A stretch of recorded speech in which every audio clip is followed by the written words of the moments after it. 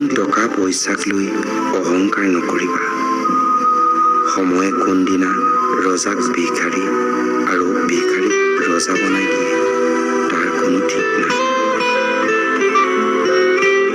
সুখী থকা মানেই জীৱন নহয়, সমস্যাবিলাক জয় কৰি জীয়াই থকাকে কোৱা হয় জীৱন।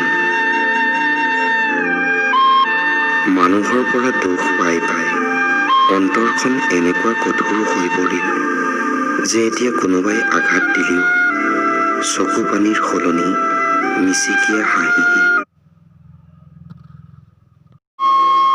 গছ এজোপাৰ পৰা এখিলা পাত সৰি পৰিলে যিদৰে গছজোপাৰ কোনো ক্ষতি নহয়, ঠিক সেইদৰে তুমি মই এই পৃথিৱীখনৰ পৰা নোহোৱা হৈ গ'লেও এই স্বাৰ্থপৰ সমাজত কাৰো একো ক্ষতি নহয়।